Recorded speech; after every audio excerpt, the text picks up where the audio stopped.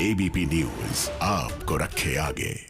तो हमारे दो संवाददाता हमारे साथ बने हुए हैं। प्रणय उपाध्याय दिल्ली से हमारे साथ बने हुए हैं क्योंकि प्रणय लगातार सालों से विदेश मामलों को करीब से देखते हैं और अमेरिका से हमारे साथ हमारी सहयोगी मधु भाटिया बनी हुई है। प्रणय आपके साथ आए, लेकिन मधु आपके पास आ रहे हैं। एक इंटेल रिपोर्ट भी कोई चीज होती है, इतनी खुफिया एजेंसियां सक्रिय होती हैं। एक महीने से अगर भूमिका लग रही थी तो क्या इंटेल रिपोर्ट, खुफिया एजेंसियां, पुलिस के पास कोई जानकारी नहीं थी कि ऐसा कुछ हो रहा है? क्योंकि ये जो तस्वीरें हैं, ऐसा लग रहा है जैसे कोई पॉलिटिकल ड्रामा, कोई हॉलीवुड फिल्म चल रही है।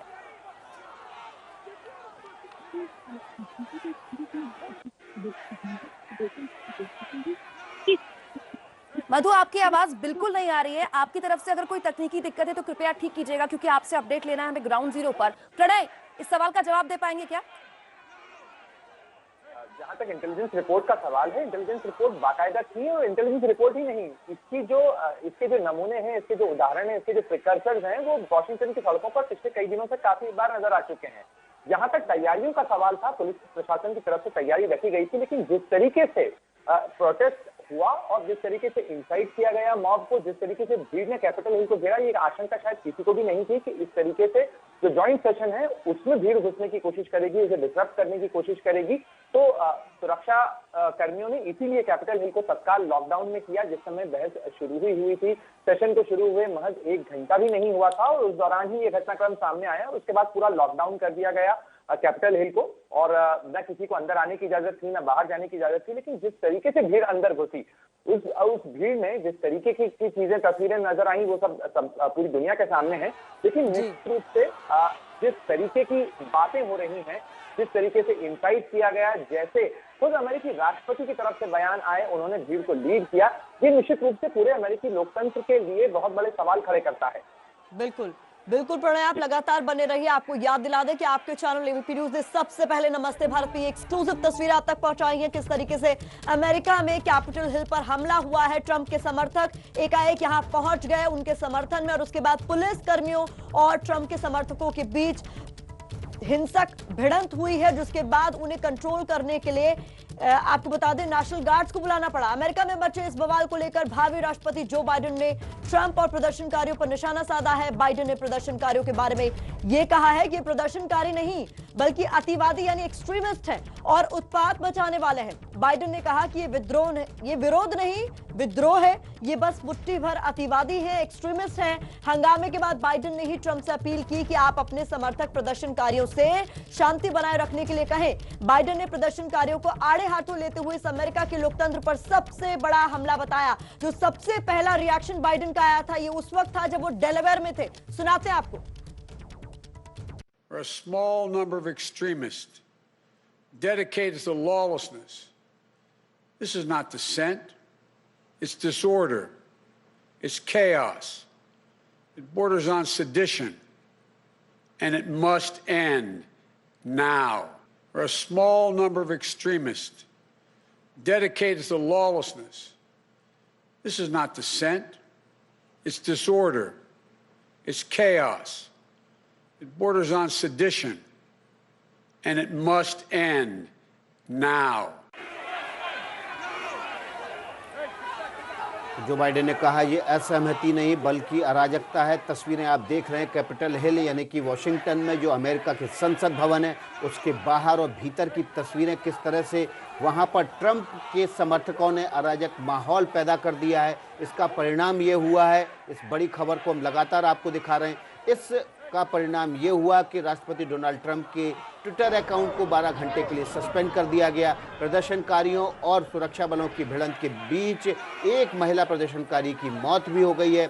इसके अलावा लगातार अपील की जा रही है शांति बनाए रखने की। अमेरिका के तमाम बिजनेस लीडर और पॉलिटिकल लीडर्स की तरफ से इस घटना की निंदा हो रही है। अभी भी ट्रंप समर्थक इस अमेरिकी संसद के बाहर डटे हुए हैं। अमेरिकी संसद में कांग्रेस का जो जॉइंट सेशन चल रहा था वो दोबारा से अब थोड़ी देर में शुरू होने वाला है। इस कांग्रेस की बैठक में जो चुनाव के नतीजे थे उनको इंडोर्स करना था। अमेरिकी सांसद संसद की तरफ वापस लौट रहे हैं। जब प्रदर्शनकारियों ने संसद भवन के भीतर घुसने की कोशिश की थी तो कांग्रेस का जो जॉइंट सेशन चल रहा था उसको उसी वक्त स्थगित कर दिया गया था। अब ये दोबारा से सत्र की शुरुआत होने जा रही है। दोबारा से बैठक की शुरुआत होने जा रही है, जिसमें कांग्रेस के जो अमेरिकी सांसद हैं वे वापस संसद भवन की तरफ लौट रहे हैं। हिंसा के बाद वापस संसद भवन लौट रहे हैं ताकि उन नतीजों को, चुनावी नतीजों को इंडोर्स करे, ताकि अगली सरकार के बनने की प्रक्रिया को शुरू किया जा सके। 20 जनवरी को पावर ऑफ ट्रांसफर होना है, यानी कि राष्ट्रपति डोनाल्ड ट्रंप से जो बाइडेन।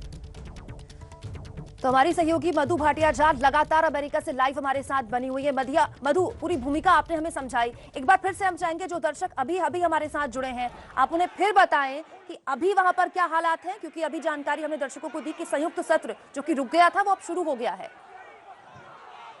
जी बिल्कुल, जो संयुक्त सत्र रुक गया था वो अब शुरू हो गया है। सेनेटर्स और रिप्रेजेंटेटिव मेंबर्स वापस कैपिटल हिल में जा रहे हैं और जो प्रक्रिया रुक गई कैपिटल के राइटर्स पर हमला करने की वजह से उसको वापस शुरू किया जा रहा है और कोशिश की जा रही है कि जो इलेक्टोर्स को सर्टिफाई करना है वो आज ही खत्म हो जाए, भले ही उसके लिए कई घंटों की रात तक जागना पड़े या फिर अगले दिन सुबह इस प्रक्रिया को खत्म किया जाए, ताकि प्रेसिडेंट इलेक्ट जो बाइडेन जो हैं वो 20 जनवरी को शपथ ले सके। मधु, जिस तरीके की तस्वीरें हमारे पास आ रही हैं, लगातार अपने दर्शकों तक पहुंचा रहे हैं। एक ब्रेकिंग न्यूज नमस्ते भारत पे हम लगातार दिखा रहे हैं। जॉर्ज डब्ल्यू बुश, पूर्व राष्ट्रपति जो कि खुद एक रिपब्लिकन है, वो भी आहत है। वो कह रहे हैं ये बहुत गलत है, it's sickening and heart breaking. तो ये बताते हैं कि ट्रंप और उनके समर्थकों की इस हरकत से रिपब्लिकन भी सहमत नहीं है।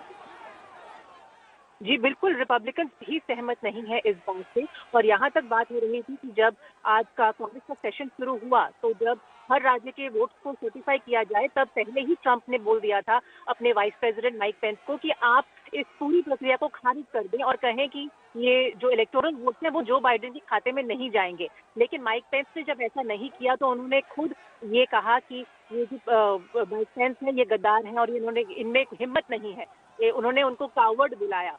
तो धीरे धीरे जो रिपब्लिकन पार्टी है, चाहे वो वाइस प्रेसिडेंट माइक पेंस हो या रिपब्लिकन सेनेटर्स हो, वो ट्रंप की इन सब बयानों को लेकर जो सुबह से शुरू हो रहे हैं, इन सब से खुद नकार रहे हैं। और अब जॉर्ज डब्ल्यू बुश जो पूर्व राष्ट्रपति रह चुके हैं, उन्होंने भी ऐसा कहा है और कई रिपब्लिकन सेनेटर्स खुलकर सामने आए हैं। उन्होंने कहा है कि इस घटना के बाद राष्ट्रपति ट्रंप का साथ वो नहीं देना चाहते।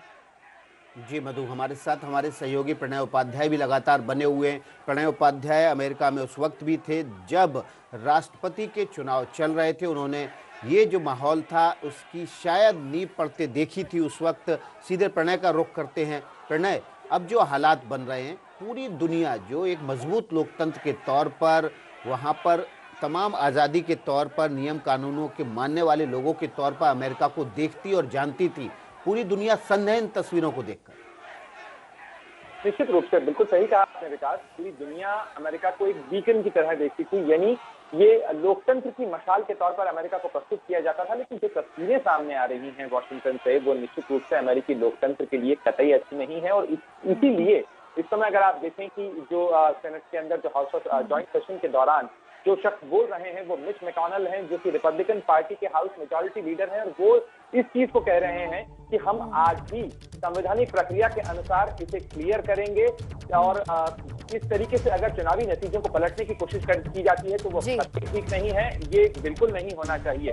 बिल्कुल प्रणय, मैं आऊंगी आपके पास। इस बीच एक बड़ी खबर आ रही है। अमेरिका के एक और पूर्व राष्ट्रपति ने संसद पर हुए हमले की कड़े शब्दों में निंदा की है और ये भी कहा है कि दिस इज नॉट सरप्राइजिंग, यानी कि ये हैरान करने वाला नहीं है। इसकी भूमिका, ऐसा लगता है उनके कहने का मतलब ये था कि पहले ही बन गई थी, शर्मनाक बात, लेकिन हैरान करने वाला नहीं है। ये कह रहे हैं अमेरिका के अपने वक्त में बहुत ज्यादा मशहूर राष्ट्रपति बराक ओबामा, जो कि नोबेल प्राइज विनर भी हैं। संसद पर हमले की अमेरिका के एक और पूर्व राष्ट्रपति ओबामा ने निंदा की है, यह कहते हुए कि ये बहुत गलत है, निंदनीय है, लेकिन हैरान करने वाला नहीं है। हमारे दो सहयोगी लगातार हमारे साथ बने हुए हैं, मधु भाटिया झा, प्रणय उपाध्याय। प्रणय, जॉर्ज बुश ने इससे पहले क्या कहा था ये भी सुनना बहुत जरूरी है, पहले दर्शकों को वो सुना देते हैं। अमेरिका के पूर्व राष्ट्रपति जॉर्ज बुश ने भी कुछ ऐसा ही बयान दिया था और ये कहा था कि यह हंगामा एक पागलपन है। अमेरिका के दो पूर्व राष्ट्रपतियों ने साफ तौर पर इस हमले की निंदा की है, जो दोनों ही राष्ट्रपति अलग अलग पार्टियों से हैं। अमेरिका में प्रदर्शन पर ट्रंप को अपनी ही पार्टी के सीनियर नेताओं ने भी खूब खरी खोटी सुनाई है। अमेरिका के पूर्व राष्ट्रपति जॉर्ज बुश ने ट्रंप समर्थकों के प्रदर्शनों को निराशाजनक बताया। जॉर्ज बुश ने कहा कि उन्होंने पूरी घटना को देखा है, आश्चर्यजनक है ये और निराशाजनक है, यानी कि दो मजबूत अपने वक्त में राष्ट्रपति रहे अमेरिका के, जिन्हें याद किया जाता है अपने फैसलों के वक्त, अपने फैसलों के लिए उन्होंने इस हमले की निंदा की है। प्रणय लगातार हमारे साथ बने हुए हैं। प्रणय, सन 47 से लेकर साल 2019 तक देश के सबसे बड़े लोकतंत्र भारत ने भी कभी ऐसी तस्वीरें दुनिया को नहीं दिखाई। तमाम आलोचनाएं हमारे लोकतंत्र की होती रही, लेकिन दुनिया के सबसे पुराने लोकतंत्र को सीखना चाहिए दुनिया के सबसे बड़े लोकतंत्र से कि ट्रांसफर ऑफ पावर आसानी से हो सकता है। जी बिल्कुल, निश्चित रूप से लोकतंत्र एक दूसरे से सीखते हैं। भारत के लोकतंत्र ने बहुत सारी चीजें अमेरिका के संविधान से ली। जब भारत में संविधान लागू हुआ तो लोकतंत्र एक दूसरे से निश्चित रूप से सीखते हैं, लेकिन जिस तरीके की अपेक्षा, ये अमेरिकी लोकतंत्र के लिए एक बड़ा टेस्ट है। ये टेस्ट का वक्त है जिसके अंदर इस चीज की परीक्षा होगी कि किस तरीके से अमेरिका की जो व्यवस्था है, उसकी जो शासन प्रणाली है, वो सुरक्षित और शांतिपूर्वक पावर ऑफ ट्रांसफर, जो कि 20 जनवरी को दोपहर 12 बजे होना है, उसे सुनिश्चित करती है।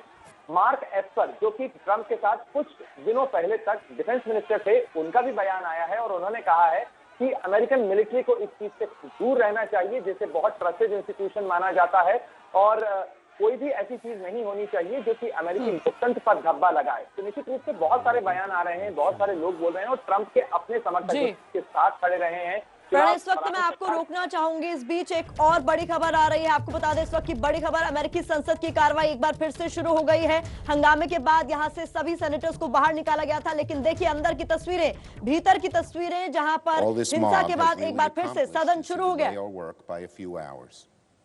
We will resume our responsibilities now and we will finish our task tonight.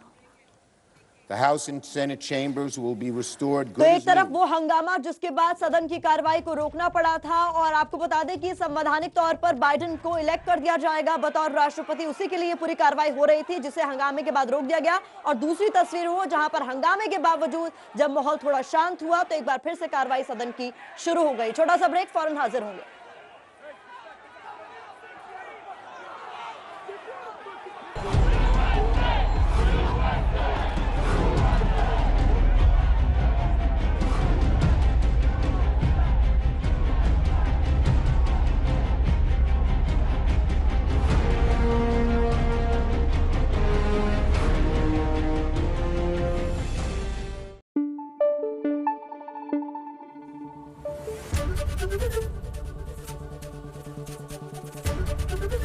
ABP news आपको रखे आगे।